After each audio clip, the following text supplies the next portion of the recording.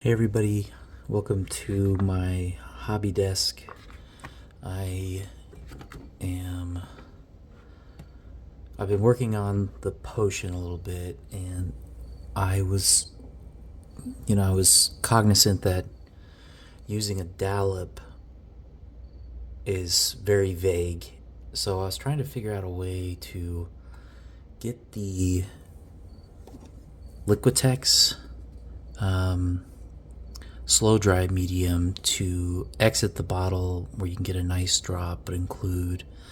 And I just I had other bottles to try as well.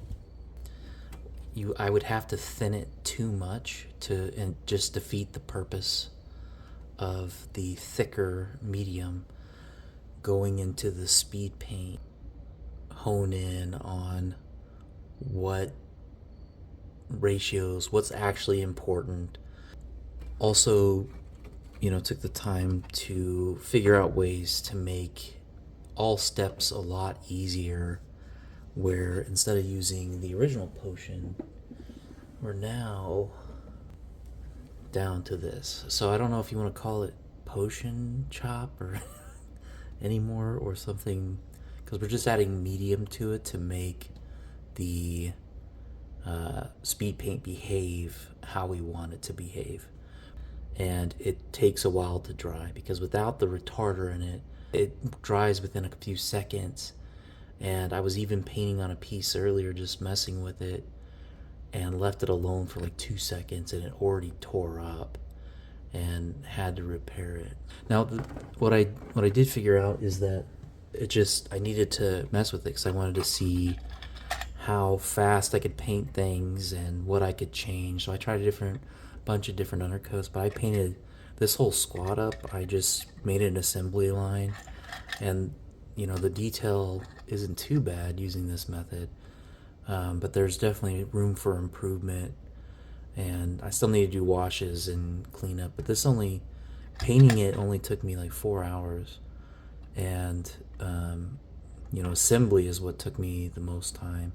But I have like tearing in the red stuff. So there's this murder scene color and slaughter red, I think, are the two. Some of these more opaque, like stronger speed paints, they require the speed paint medium.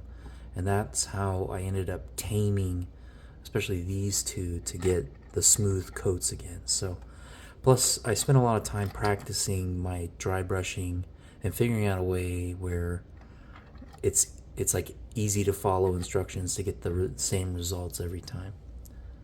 Like this was just an afternoon of painting, and turns out pretty good. Plus, yeah, it's just I was able to use this to kind of like test it further and take it further, but this still needs like a wash on the metals and everything. So anyway, on this one I tried using a tan primer, and then on top of that I did the successions of gray. I started using a lighter gray, and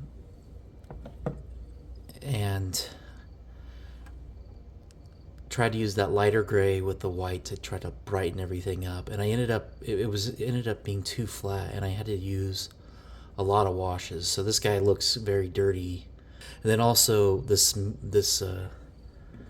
murder scene was super thick, and I was having problems controlling it, and I ended up having to use opaque paint. I think I used this, which is moldy wine.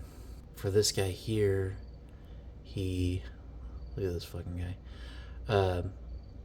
All I did was I did a gray primer, and a gray primer and the light gray with the white dry brush.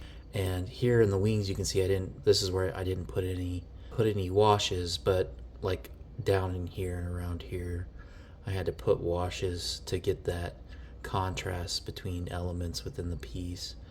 But again, it turned out really well. I mean, maybe needs a little bit more work, but other than that, and this has no additional work. If you notice that, so this is back to the black with the mid gray. So I went from company gray to back down to ash gray. This is what I used on the Chaos Marine. And as you can see, I just try to do a better job with the undercoating, as well as, you know, a better job with the dry brush. This is something I was working on to improve, because with these smaller models versus the Chaos Marines, like, that stuff matters at that scale. And then also, I just spent like 10 minutes adding an edge highlight and thinning down a speed paint to give the white I used to dry brush, all I did was like this, and then added like a little, you know, non-metallic metal.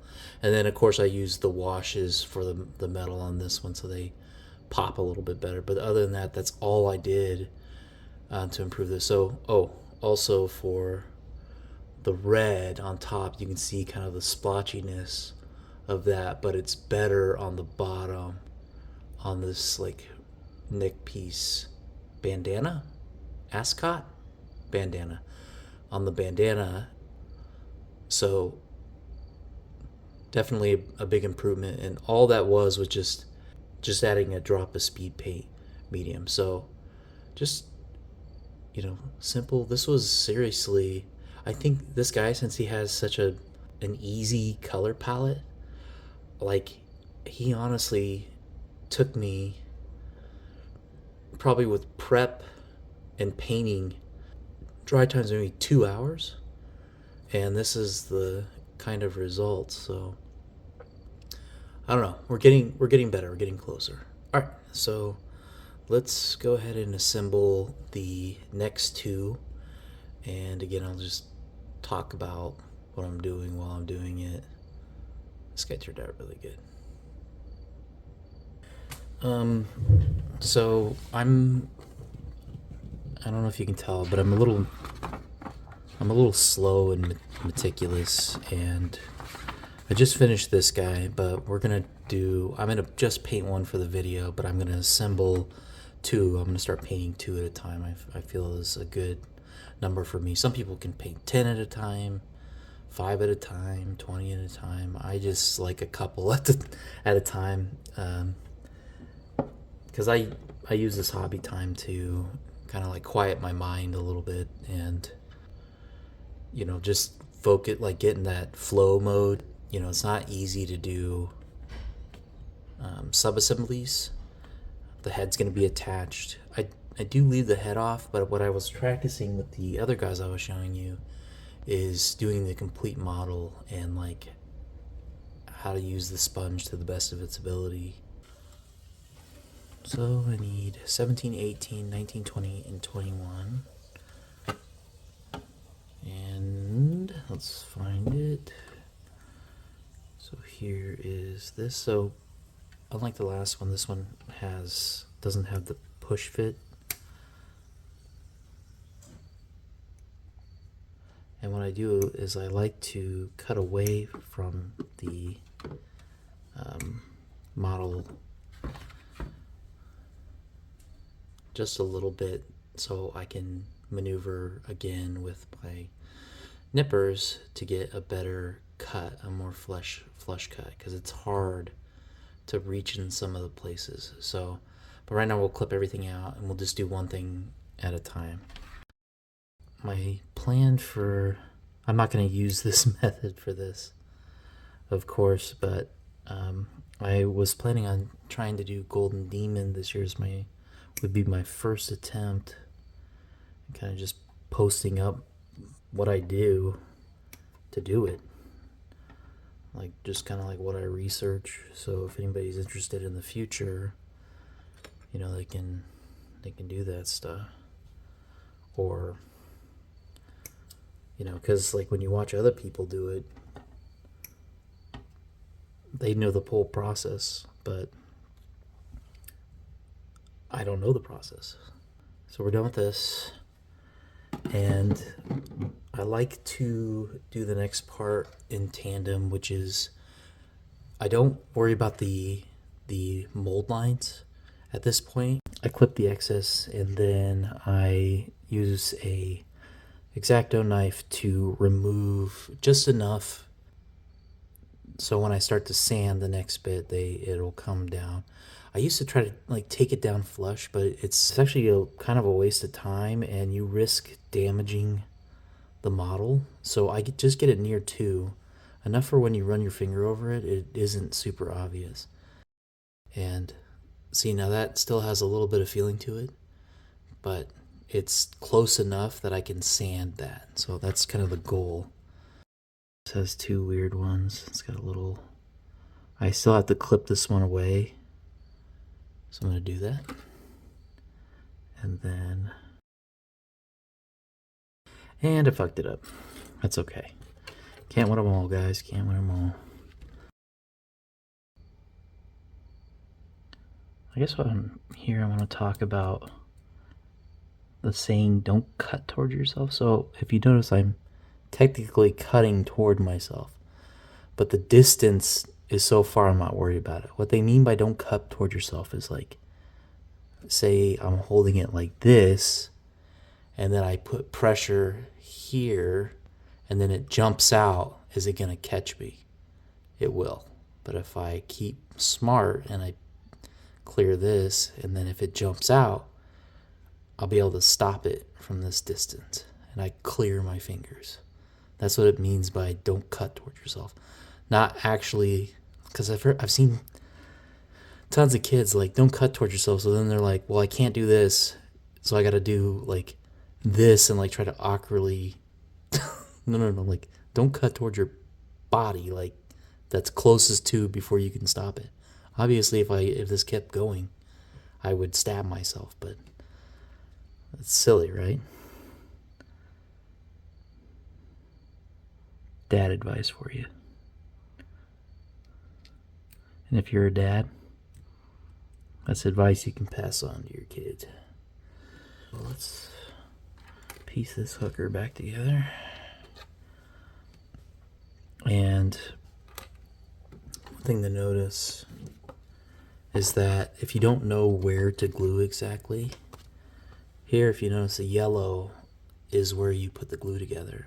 And then on the next one, or where you can glue, and then on the next one, the blue is the piece that you assembled last one, and then the yellow is where you apply glue again, and you can see it's on there on the next one, but you put glue down here where the yellow is, and then you're completed. But once you assemble like a billion of these fuckers, you kind of start knowing where stuff goes. Oh shit. Look at that. Look at that sloppy job. Look at them giant ass. See if I can clip those off.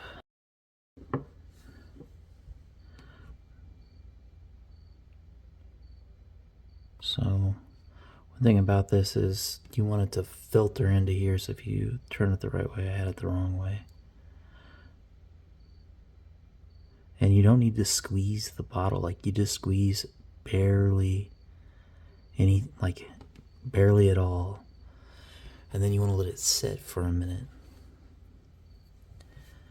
And the reason why is because it starts to make the glue is because we're going to seam these together. And when you let the glue melt a little bit, you can push and it'll squeeze out just a little bit of plastic. And that will be enough to cover the seams, or at least be proud of them that we can sand down. So that should be long enough. We'll just set that on. See, when I squeeze it, you can see how it flashes on the side there, and then I can let that dry and then sand it down. Alright, so we're back. These have had time to dry. So the next step now is to do a little bit of sanding.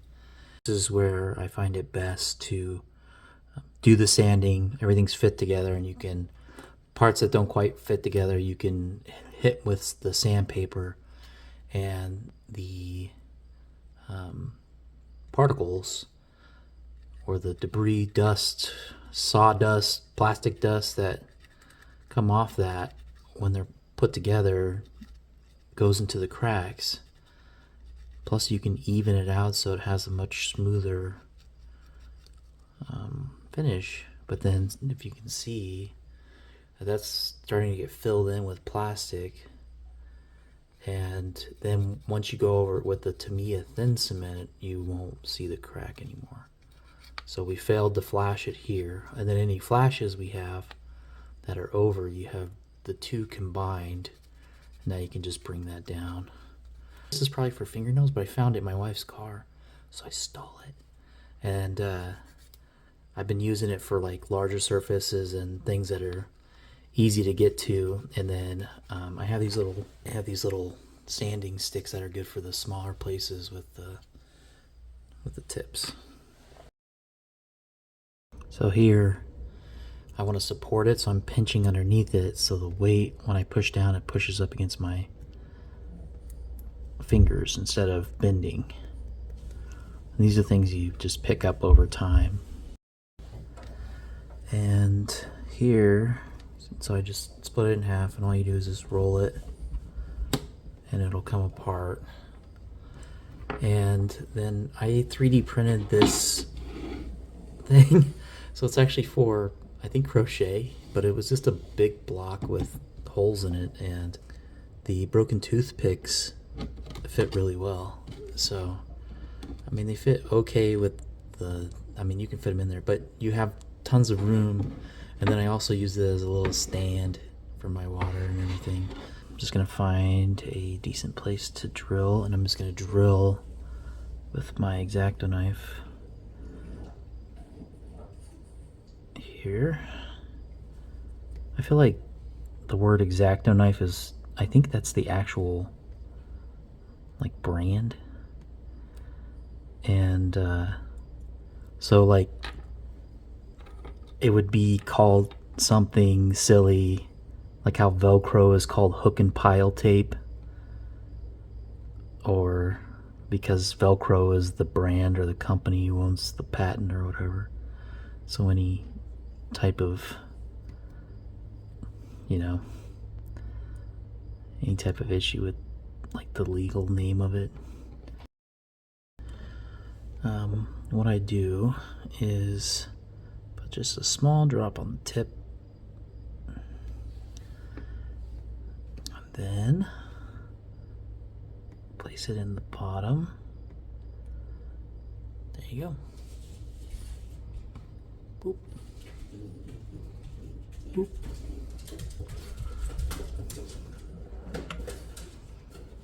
See? Just fits right in there. The next step, Tamiya thin cement, and for that, all I'm going to do is anywhere I sanded, I'm going to apply a thin layer over the top, and then there's still some of that seam left, and what I want to do is let it dry a little bit and then pull it until it closes. Now we'll just clean that up a little.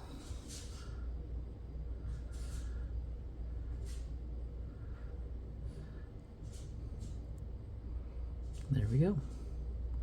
Simple as. Okay. Also, see, this was a mistake on my part. You want to feather that stuff out. So I have Chaos Black, and again, priming everything. I said this in not in the published video, but I was talking about last time, like everything you do is important. Everything matters. So down to like how clean your table is, the environment in which you are in, like cross-contamination, all these kinds of things are important from the very beginning to the very end. So even this part of the model where I'm putting it together will have impacts on the finished product that I won't be able to fix unless I did it at the start. So for this one, I didn't spend a ton of time cleaning sprue lines and all that stuff. I just did the bare minimum to get by, and then kind of cheated with the Tamiya thin cement, which I did kind of a basic job on, like nothing crazy. And that you're going to be able to see that in the end. But if I spent like 2 hours working on it and like sanding everything up to 600 or 1000 grit and used Milliput and all these kinds of things, that would have a better look in the end. Or if you take like a little extra time to dust things off, you know, that adds up in the end, because that dirt and dust will get on your model and become texture. So when you take a photo at it up close, it's going to look like shit. And same goes for priming. Priming is important too. The environment matters, all that matters. But one thing that really matters is like, and I said this in the last video about my primer, is like read the directions. You know, the distance like if you are too close, it'll be too slimy and your paint will come off. So if your paint's chipping off, you got a primer issue. If it's too grainy, like, and you're not tearing up with texture, you got a primer issue. And how to solve that, first off, is understand that your environment matters. So if it's very humid out, or if it's very dry, if it's cold, if it's warm, that matters, because you want to get it at a distance where it's starting to dry. It's not dry, but it's almost dry by the time it hits the model. And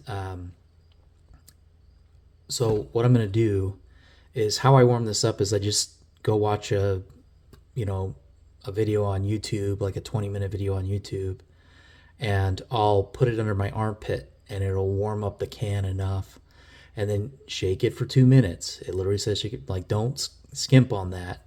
Here's the temperatures in which to operate. You know, these are important. Like the distance is important. Here it says 20 to 40 centimeters, right? So that's you're spraying from. Not here, not way back here, because it'll be too dry. This will be too wet, but you got to find that Goldilocks zone, and that can change based on the humidity. So, or how dry it is, or how cold it is. So if it dries before it makes it to the model because it's too hot and it's too dry, then you need to get closer. Or if it's too humid, and it's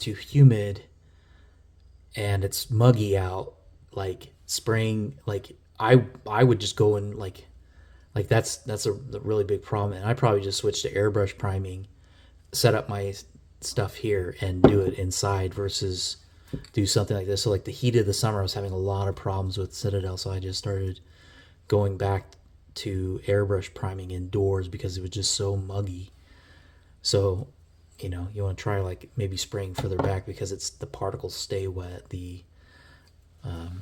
So I'm gonna warm this up, and then I'm going to go prime it. I probably won't show the process, but essentially I'm just going to hold it away and just tap it and spin it on the toothpick with a glove on.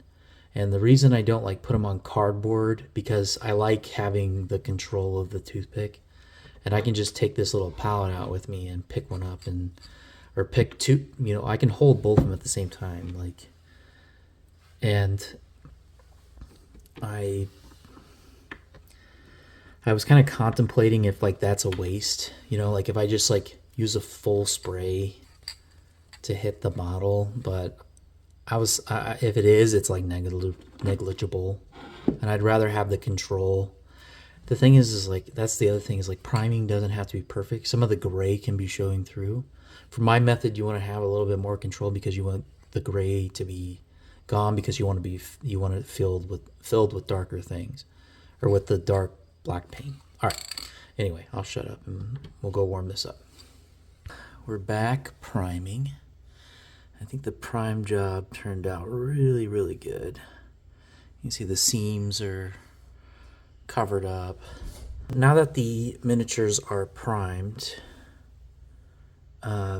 it's time to paint them. And again, everything matters, so I want to make sure everything is clean. I bought a new palette today. I was out, and I don't like I like the Army Painter one, but I don't like their paper. So I was using other paper, it wasn't quite fitting, and I was like, okay, well, I'll just try something new. And what I like about this one that I saw was that it has like clips instead of the band. And again, always read the instruction manual. So what they say for this is to submerge the sponge underneath on your wet palette, and then place the paper on top, and then let it sit for 40 seconds at least, and then you pour out the excess.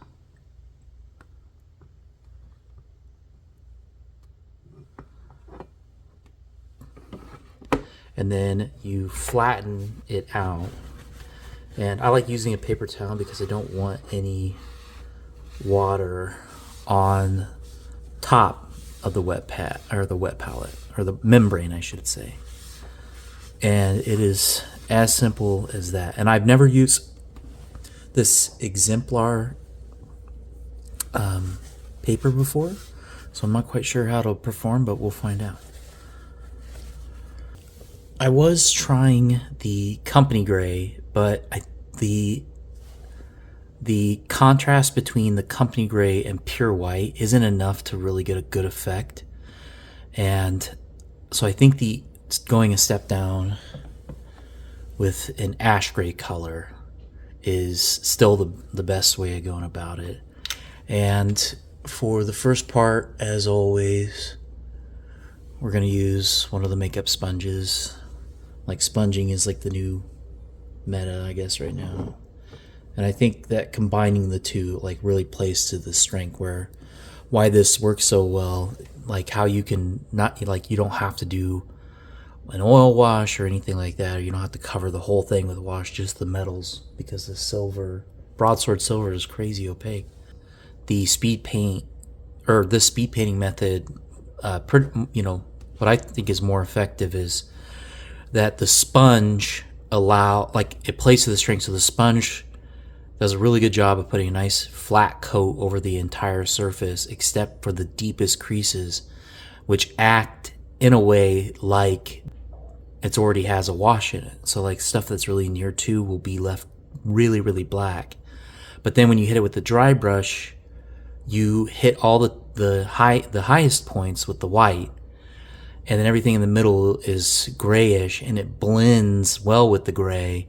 And then also areas you can't reach with the sponge, you hit them with the dry brush. So that's why I think this kind of dual method between the two is so effective. So let's talk about how to use the sponge, things that you should be looking for as far as the sponge. I watched videos on it, but like just using it was probably the best way of figuring out how it works. And they say that you want to have some moisture in the sponge, which is correct, but you want to treat it like a dry brush. So it's like you don't want like a lot of water coming off. You want to dab and feel it cool, but no water droplets, and that's a good place for it to be. And then of course we want to shake up our paint like crazy.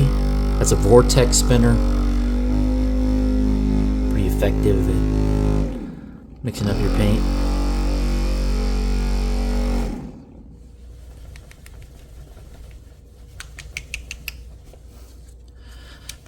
And we're gonna do a healthy amount. Let's see how this thing works. Pretty good, I guess. And so I just put a little bit of water down and dip because I'm thinning the paint some, but it doesn't have to be super thin. And one of the things, like why you get used to using it, is like when you're loading up the sponge, like the feeling, it should almost make like a kiss. Wait, you nerds have never kissed anybody before. Like it should be, I don't know, like a little tacky, I guess. Like you should feel like a little kind of like adhesion. So like when you dab it on, you won't have a lot of texture for having too much paint, or it won't be all watery, those kinds of things. So so you should feel that tackiness, and then all you do is just lightly press. And sometimes what I'll do is I'll support things and do one side first, like so, and then once that side's done, I'll flip it over and do the other. So yeah, see, it has that kind of pull to it, and then there's your recess shading, or so you don't have to do. And the harder you press, the more will be covered. So sometimes doing it light, and then also you can do targeted stuff by squeezing and pushing into places you want it to go. So it's not quite filling it in there. So I can help it a little by squeezing it and pushing down in there. But it won't be perfect. You feel that little pucker, I guess. I don't know what to call it. There you go. There's a little texture, so I might have too much paint. So I'll work it in. You just kind of work it like a dry brush, I guess. And we'll go around and keep covering this up. There we go. And then we'll let this side dry for a minute and we'll work on the other one. And then we'll flip it over and do the same kind of thing.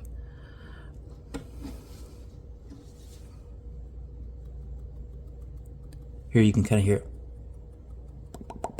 So that might be a little too dry, but we'll see. So I'm getting a lot more texture this time, so I'm going to add just a little bit of water again.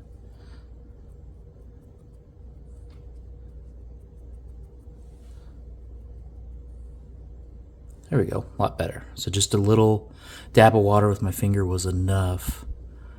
And maybe a little too much water. It's a little, see how this is a little bit more speckled. But we can hit it again. See, your face has a lot of emotion in it. Oh, I'm a nerd. All right. So right now I'm going to use a little bit larger one. And if we need to target areas, we can grab a smaller dry brush. And I'm going to leave it dry. And what I'm going to do is I'm going to take this paper towel here. And I'm going to soak it in water. And I'm going to squeeze out the water. The paper towel is just moist. Like it's not super wet. I got like 90% of the water out of it. I'll put this over here. You probably use a sponge for this, but there's a reason I want to swap to the paper towel, and I'll show you why. What I do is, instead of getting this wet, what you can do is you load up the brush, and then on the dry brush palette you work it in all of the bristles, so that you have a nice amount. And then you grab your moist paper towel and you just rub this off. And not this part of it, there's a guy named Heresy is My Therapy, I think, and he does that where he just pulls off most of it. And this is why I use this over my sponge. And when you get to that point, you can see that there's not much paint left. And then when I test it, I wear a glove, but you can manipulate the glove so that wrinkles come up, like right in here. And then you hit it, and you can see that I have a good amount of paint for dry brushing. So then we can apply it to this. And then you can choke down and work, or you can choke back and flick. And flicking is probably one of the quickest ways for me to do it. But then you can also stipple that you would like to brighten up. Like for instance, so for instance, like back in here, I wanted that to be much brighter than it is. It doesn't need to be completely blacked out. And see, this area that was black is now starting to turn gray.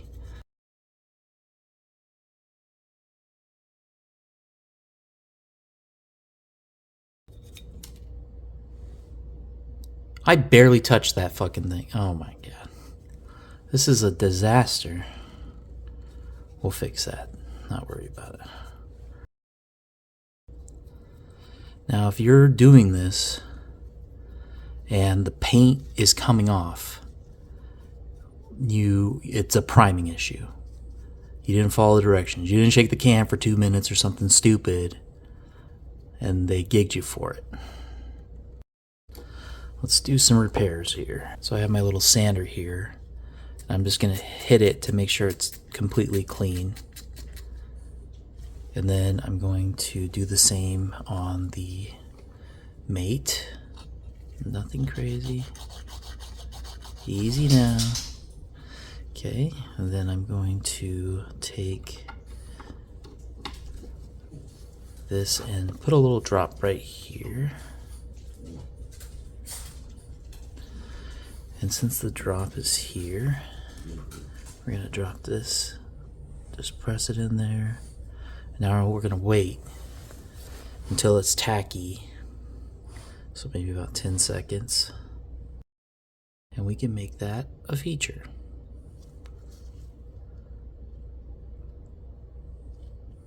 What is that saying? It's not a bug, it's a feature.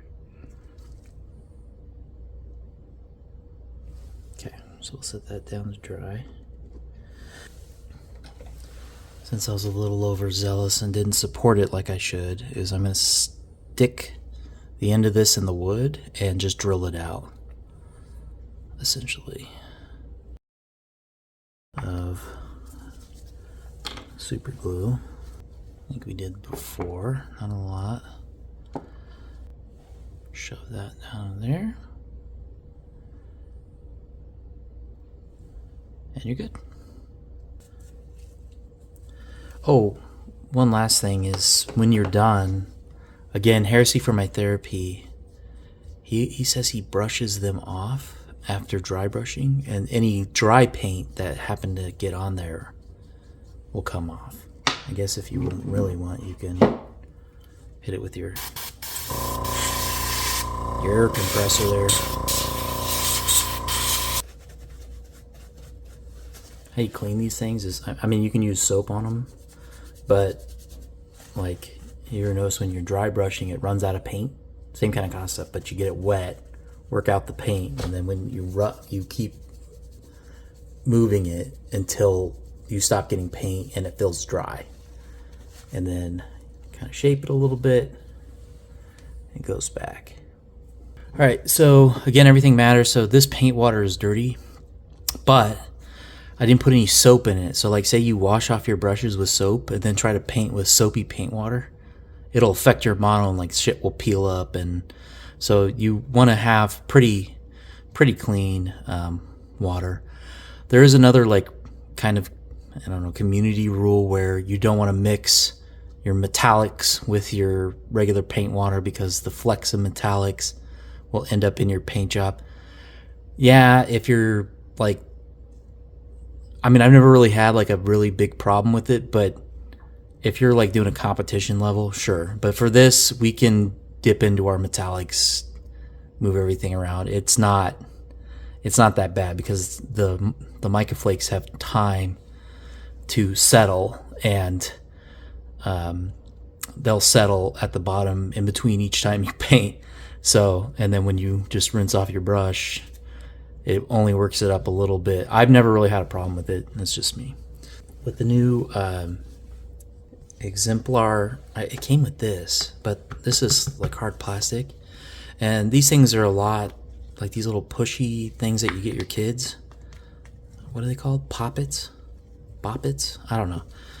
But these you can pop the paint out, and when you wash them, you know, you can manipulate it. And I have a brush that I use, like a dish brush, to this scrub it away, and it's like brand new every time. I don't know if this is better. I could be, but I'm not using it today. Before I was using synthetic brushes, and I was testing out how these liner brushes do because they have a lot more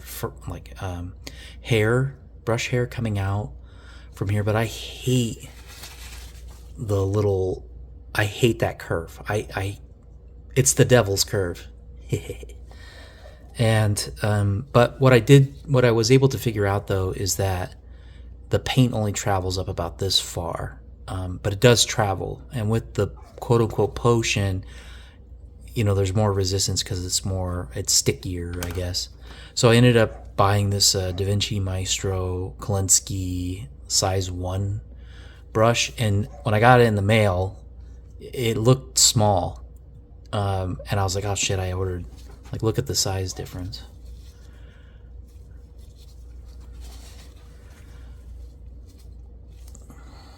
And I thought this was going to be a problem, but I was like, oh, I'll just try it anyway since I've got it here. And this has been kind of a happy accident because there's just something about like going over each part. And I think I said this earlier, but if you need to paint a line, you can paint a line. If you need to paint a flat piece, you can turn it sideways and essentially edge highlight it, and you'll get just as much area with more control. So, and that's kind of the other trick about this method, is that you can be a neat painter. So if you're not good at painting, or you feel like your models look like shit, one of the biggest kind of like leaps forward, I think I said this in the last video, is like, I'm an intermediate painter. I would say that I've only been doing this for about 1.5 years now, or maybe 2 years now. I'm not quite sure. Once like the first thing I started to practice was just being neat instead of just slapping everything all over. If you're a neat painter, like you don't even have to highlight it or anything. It'll already look 1,000 times better because you are neat. Like everything's within the lines, etc. Okay, so let's start with this. I don't have a custom color scheme at the box. It's that dude. So it's got like a bright red, a black cloak. He's got a bunch of seals here, some potions, treasure chest, a white mask. It's kind of got like a green glow to it, or a bluish green. We have a good color for that, actually. So we'll do black robes. We'll do the bright red for the cloak. We'll paint the potions 2 different colors. So this is a pretty simple. And then you have metal, gold. The skull is actual skull, not gold. Yeah. So I changed it. It's still a mix. I guess you can make it a potion. But I have my Liquitex retarder. And then I have, so what I've gone down to is just the War Paints retarder. This was doing all the work I needed it to do. And because it just dries too fast for me. And I'm not worried about touching the model or anything like that. Alright, so Pallid Bone, super good color. So here's the new ratio that I figured out. It's super complex, guys, so pay attention. And we do 1, 2. Buckle my shoe. That's it for that. And then we do 1 drop retarder. Let me make sure this shit. Do 1 drop of retarder.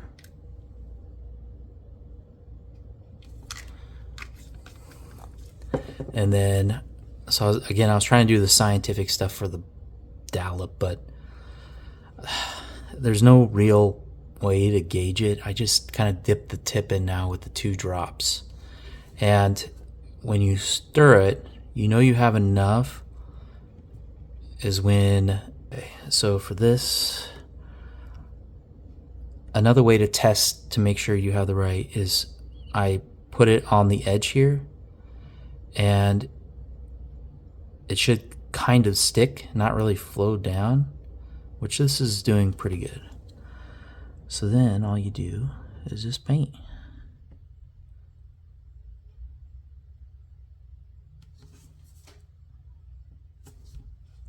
And see, like for this broad area, I can turn it on the side and just swipe it along. This brush is awesome. Like the paint flows off. It's so good. I'm glad I didn't like put shot right off the bat. I just gave it a shot. Okay, so remember for this one, I don't want to use the tip. I want to use the side. And you can push it all around here. And this one we don't want to. We want to take what we got and work it around.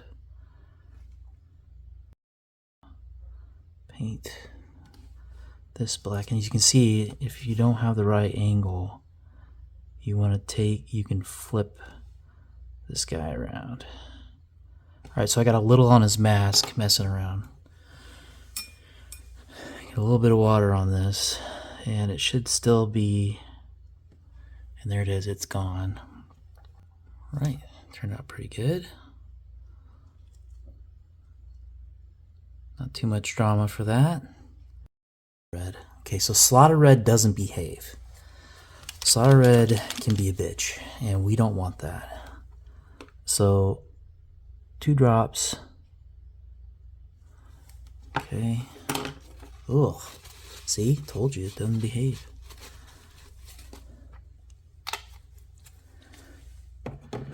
Okay.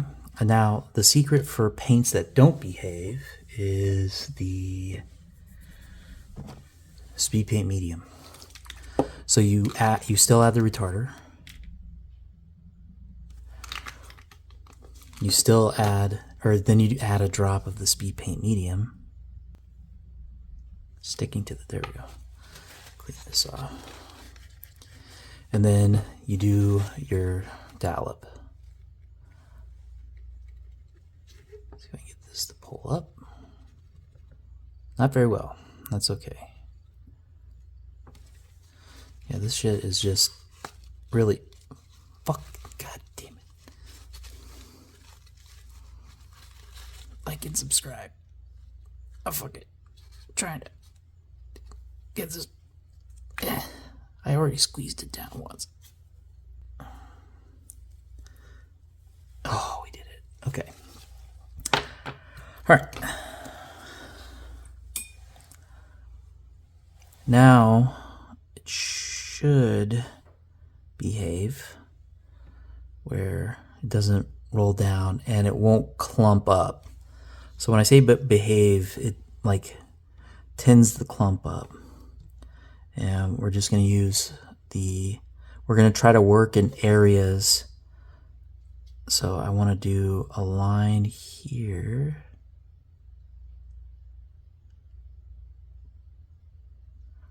Another line, and another line. Blend that in. And there you go. So let's see if I can clean up the mask. If not, I'll just go back in. Alright, you're just going to have a pink forehead for now.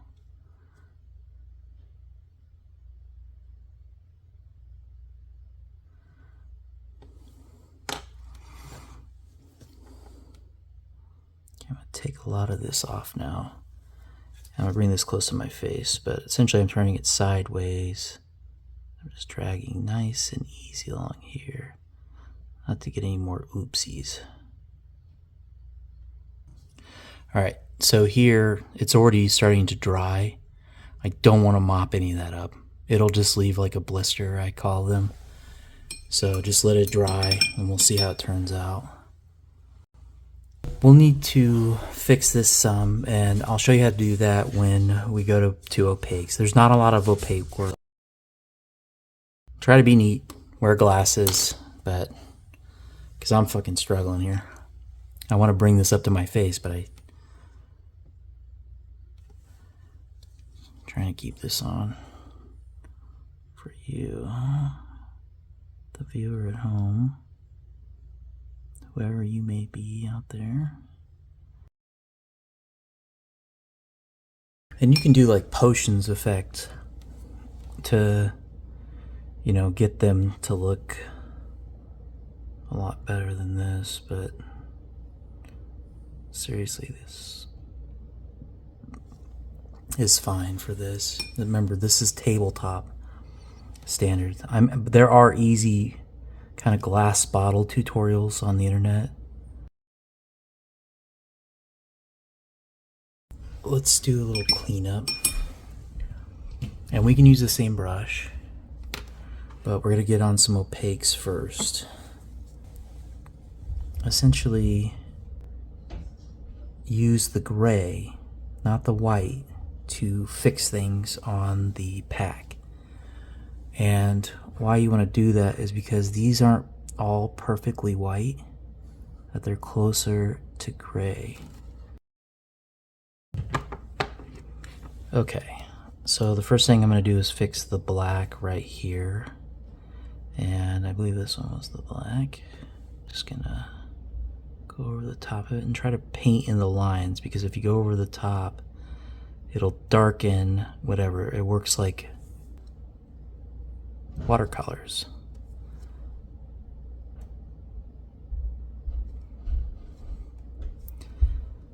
All right. little bit of staining in here. So I need to put, this is what I mean by it doesn't behave well. Where the black behaves. See, that looks really, really great. The red, however, doesn't behave. Puddle's weird. So I need to probably add it even for the slaughter red. And let me see if I can actually address this part down here just so it doesn't look so splotchy. Let's add another drop of speed paint and see what that looks like thin it out more. Speed paint medium.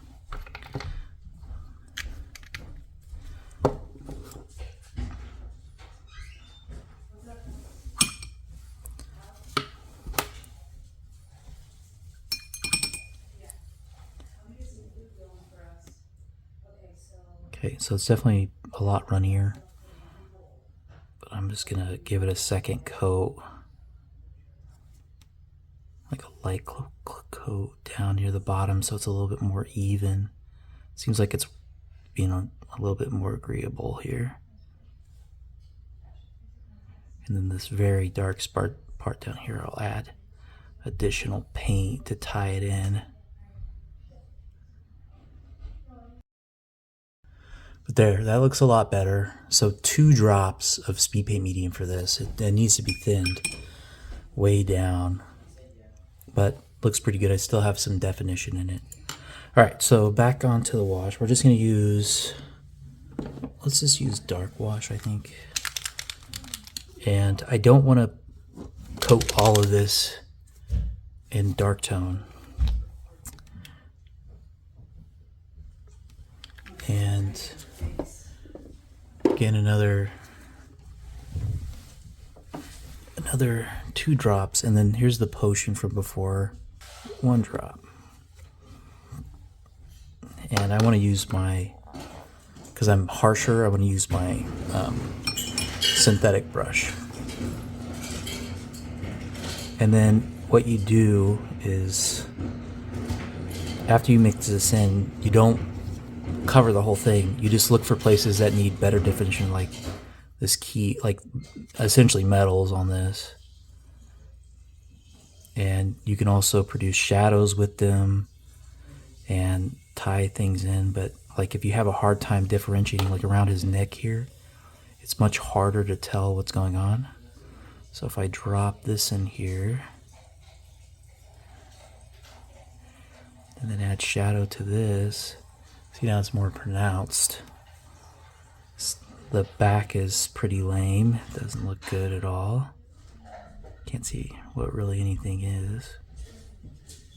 I don't know why it's not focusing, but there.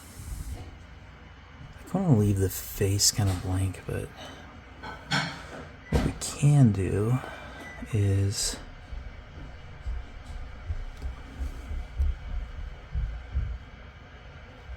so this stuff always stains whatever you're painting, and so you want to control it as best you can. So like on the high spots here, I want to remove that.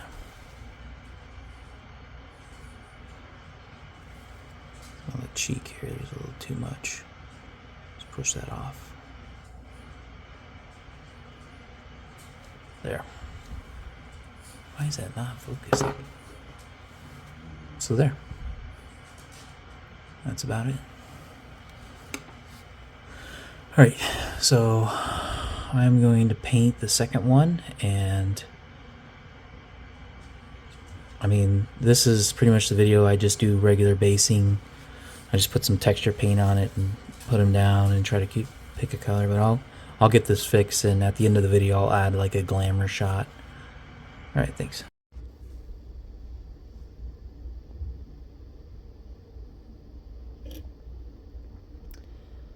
So here they are all painted up. I still have some flame work and OSL stuff to do, but I don't take them off screen for 5 hours and apply opaques, defeating the purpose of the speed paint. What I'm gonna do next is I think I'm gonna try some more dropper bottles for the Liquitex Slow Dry. And also, I went to a hobby shop yesterday and I found a dark, kind of like a wine color primer. And I'm going to use that as the base coat. And I think that might, I guess that'll add a little bit of, color, because I find the black to be a little harsh sometimes. And by dry brushing the white, it helps alleviate that some, but in some parts I think it's like, especially on skin and things like that, I think it would help areas like that. So we'll use that for next one, and I'll post it up in the Discord or whatever, if you want to see how it goes. All right, see you.